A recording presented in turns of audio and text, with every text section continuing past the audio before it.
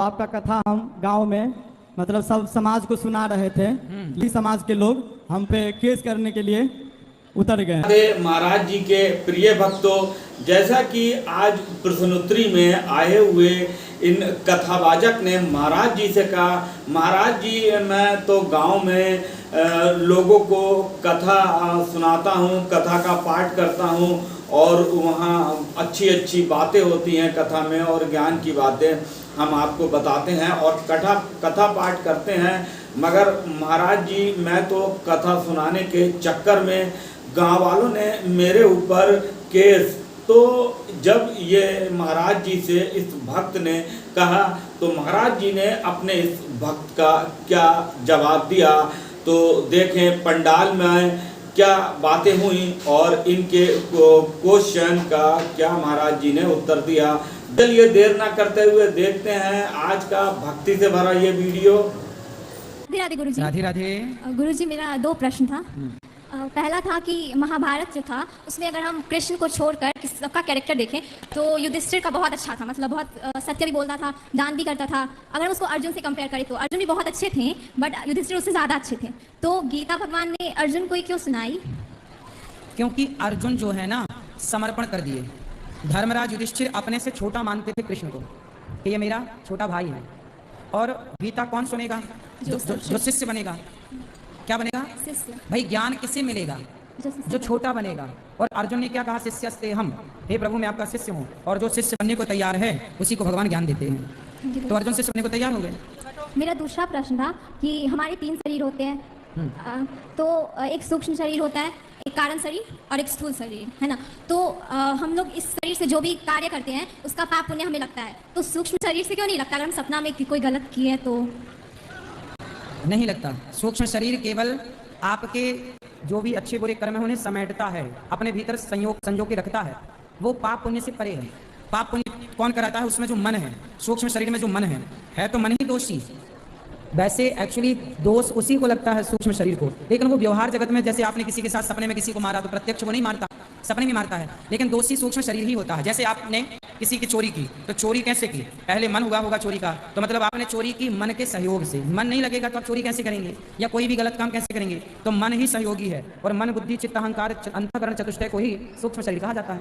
ठीक है। एक संकोच था गुरुजी, जो भी स्त्री मासिक धर्म होती है हमें बचपन से सिखाया जाता है, मतलब हर को, कि हमें पूजा में नहीं जाना, जैसे भगवान को नहीं टच करना है। तो गुरुजी मतलब ये जब भगवान कृष्ण ने भी द्रौपदी को टच किया तो उसने ये तो नहीं सोचा कि ये अपवित्र है, मैं तो भगवान हूँ। और या फिर कोई अगर ये चीज़ ही ना हो तो इंसान मतलब धरती पर आएंगे कैसे? तो ये अपवित्र कैसे है? बेटा द्रौपदी की तो साड़ी खिंच रही थी उस समय, इसलिए भगवान ने टच किया।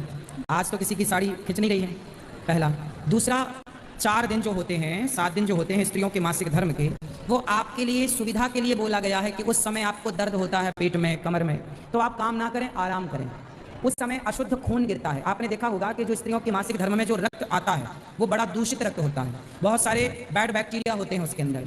उस बैड बैक्टीरिया के संपर्क में यदि कोई आया, हो सकता है वो रोगी हो जाए, हो सकता है वो बीमार ना हो जाए। इसलिए कहा जाता है कि उन दिनों में आप अलग रहें, मंदिर भी ना जाएं, क्योंकि मंदिर में बहुत लोग होंगे, कहीं कोई उस बैक्टीरिया से प्रभावित ना हो जाए। जैसे माना कि किसी स्त्री को, फॉर एग्जाम्पल, यदि किसी स्त्री को ब्लड कैंसर है, माना कि ब्लड कैंसर है, और ब्लड कैंसर वाली स्त्री को यदि मासिक धर्म हुआ तो उसके शरीर से जो रक्त गिर रहा है वो पूरा ब्लड कैंसर वाला है। यदि एक बूंद भी वो खून कहीं किसी के घाव में टच हो गया, कहीं भी किसी के भी टच हो गया, तो वो व्यक्ति भी ब्लड कैंसर का रोगी हो जाएगा जो टच करेगा। तो हमारे ऋषि मुनि कितने वैज्ञानिक थे कि उस समय आपसे कहा कि आप थोड़ा अलग रहो, सिक्योर रहो, दूर रहो। पहला, आज के 200 साल पहले ना बेटा ऐसे घर पक्के नहीं होते थे। कैसे नहीं होते थे? पहले कच्चे घर होते थे। और 200 साल पहले यदि कच्चे घर थे तो पूरे में जंगल ही जंगल थे, और जंगल में सबसे ज्यादा होते थे भेड़िया। अभी भी आपने न्यूज में सुना होगा कि उत्तर प्रदेश में कुछ गांव में भेड़िया घुस गए, कुछ बच्चों को मारा, कुछ महिलाओं को मारा। आपको पता है भेड़ियों को खून की गंध 1 किलोमीटर दूर से आती है लगभग। भेड़िया कई मीटर दूर से वो खून की गंध सूंघ लेता है। बात सही है कि गलत है? सही है। सही है। तो जब स्त्रियों को मासिक धर्म होता है उस समय तो खून ही खून होता है। और भेड़िया उस आज के 200 साल पहले तो जंगल ही जंगल थे, चारों तरफ भेड़िया थे। तो कहीं स्त्रियों के उस रक्त को सूंघ कर भेड़िया स्त्रियों पर अटैक ना कर दे। इसलिए लोग कहते थे कि तुम घर के बाहर ना जाओ, घर पे ही रहो। आपकी सुरक्षा, ये जो नियम बने हैं ना बेटा, आज के नहीं बने। आज के 100 पहले, 200 साल, 500 साल पहले क्या मजबूरी रही होगी, क्या हालात रहे होंगे, उन सबको मद्देनजर रख करके बनाया गया। आज तो देखो, आप मासिक धर्म में भी आती हो, जाती हो, खाती हो, पीती हो, स्कूल जाती हो, कॉलेज जाती हो, शॉपिंग में, आज तो कोई दिक्कत नहीं है। रही मंदिर की बात, दूर से प्रणाम कर लो, टच करने की क्या आवश्यकता है? वो अशुद्धि तो है ही ना, तो वो अशुद्धि है, उसे फॉलो कर लेना चाहिए। और वो आपकी भलाई के लिए था, ये जो नियम बना था ना, वो आप महिलाओं की भलाई के लिए बना था। अब आप मानो ना मानो। गुरुजी, मैंने 2 साल पहले ही मीट मछली छोड़ दी थी, तो क्या मैं अब गुरु मंत्र ले सकती हूँ? लेकिन मैं वो प्याज लहसुन खाती हूँ, क्योंकि मेरे घर में इतना वो नहीं है कि बिना प्याज लहसुन के कोई कोई बात, आपने जितना छोड़ दिया ठीक है। मैं ले लूँ? हाँ ठीक है, थैंक यू। गुरु जी, राधे राधे। कुछ मेरा प्रश्न है। बोलो। जो आपका कथा हम गांव में मतलब सब समाज को सुना रहे थे लाइव से, कुछ वही समाज के लोग हम पे केस करने के लिए उतर गए हैं। क्यों?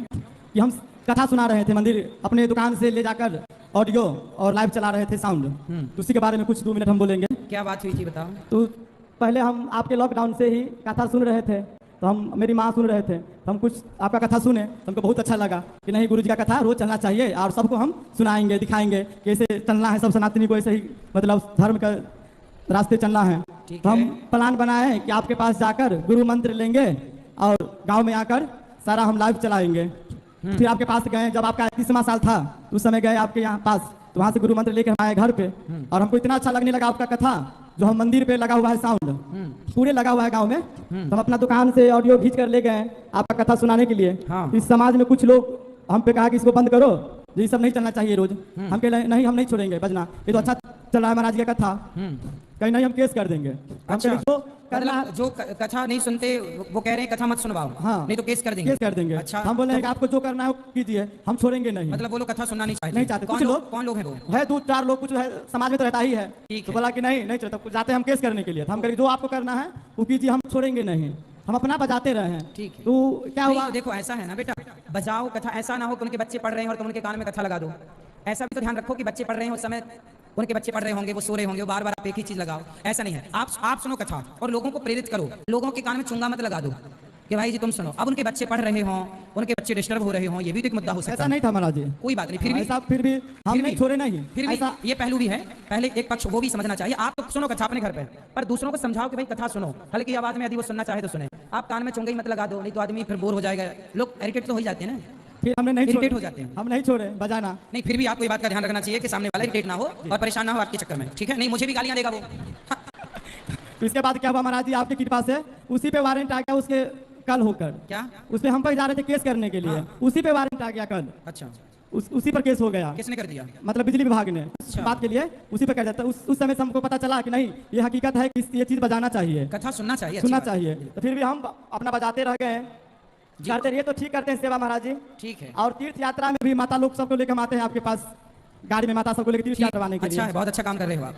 राधे राधे गुरु जी। हाँ, जय श्रीमन नारायण। जय श्रीमन। आपके चरणों में सादर प्रणाम। खुश रहिए। गुरु जी, 2 प्रश्न है। महाभारत में जो है कि बर्बरी ऐसा क्यों बोला कि पूरे महाभारत में कृष्ण के अलावा और उसके सुदर्शन चक्र के अलावा कोई योद्धा नहीं था? हाँ, बर्बरीक से जब पूछा गया तो ऐसा क्यों बोला कि पूरे महाभारत में एक ही योद्धा था, कृष्ण और उसका सुदर्शन चक्र? हाँ, तो भगवान से बड़ा योद्धा कौन हो सकता तो है? और सभी तो थे। तो भगवान से बढ़कर कौन थे? और ये प्रश्न है गुरु जी कि भगवान के नाम हर जगह लिया जाता है। राम, जब कोई मरने के बाद भी बोलता है राम नाम सत्य है, तो किसी का अगर पूजा पाठ में बोल दे ये बात तो गुस्सा क्यों जाता है?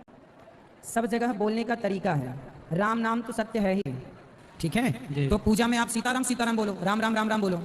राम नाम सत्य, तो देखो सब की अलग अलग विधाएं हैं, कौन सी चीज़ कहाँ बोलनी है, क्या बोलना है क्या नहीं बोलना है, ये तो संस्कार है ना आपके। जी।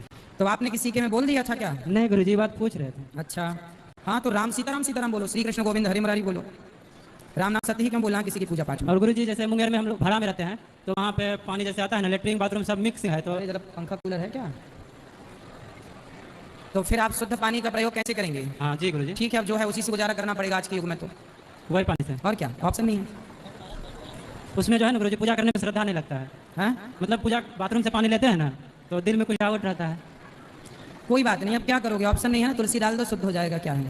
जी, इसलिए फिर कुएं का पानी पहले शुद्ध था, नल का पानी अब तो नल बचे ही, अब जो है उसी से गुजारा करना पड़ेगा, यही सही है। राधे राधे। खुश रहिए। तुलसी का पत्ता गुरु जी किस दिन तोड़ेंगे, किस दिन नहीं तोड़ेंगे? संडे को छोड़ के सब दिन छोड़। और एकादशी के दिन जैसे गुरु जी एकादशी तोड़ सकते हैं, और द्वादशी को? संडे को छोड़ दो बस, सभी दिन तोड़ सकते हैं। संडे को छोड़ के। एकादशी में जल डाल सकते हैं? हाँ, गुरुजी राधे राधे। जी गुरुजी आपके चरणों में मेरा प्रणाम। खुश रहिए। गुरुजी मेरा प्रश्न है कि भगवान शिव को 3 नेत्र क्यों है? ज्ञान चक्षु है बेटा, सबके ही 3 नेत्र होते हैं। जी बस हमारे 2 खुले हैं, तीसरा बंद है। शिव जी का तीसरा भी खुल गया, तो 3 नेत्र तो आपके सबके हैं, बस कोई देख पा रहा, तीसरी आंख से कोई नहीं देख पा रहा बेटा। तो वो ज्ञान चक्षु है, जो सब लोग एक होता है। आप बताओ ये क्या है? चलो ये बताओ ये क्या है? रिंग, अंगूठी। अंगूठी है ना? हाँ मतलब आपकी 2 आंखें हैं। हाँ। अब जिसकी तीसरी आंख खुल जाएगी, मतलब थोड़ा विवेक की हो जाएगा, वो कहेगा कि ये रिंग नहीं है, ये अंगूठी नहीं है, ये सोना है, गोल्ड है। आपको रिंग दिखाई पड़ा, अंगूठी दिखाई पड़ी, लेकिन इससे हम सारा सोना हटा दें तो रिंग रह जाएगा? बोलो। तो जो विशेष बुद्धि वाले लोग होते हैं, जो सब देखते हैं, वो तो 2 आंखों से सभी देख रहे हैं, पर जो विशेष, जैसे तुम्हें माँ तो दिखाई पड़ रही है, ये तो सामान्य दृष्टि है, लेकिन जिसे माँ में भगवान दिखाई पड़ने लग जाए, वो तीसरी आंख खुली हुई है, मतलब उससे भगवान नजर आ रहे हैं। जैसे पत्थर है, पत्थर को पत्थर में देखना तो सब देख रहे हैं, पत्थर को पत्थर तो सब देख रहे हैं, पर पत्थर में भी भगवान जिसे दिख जाए, वो विशेष बुद्धि वाला, वो तीसरी आंख खुली है।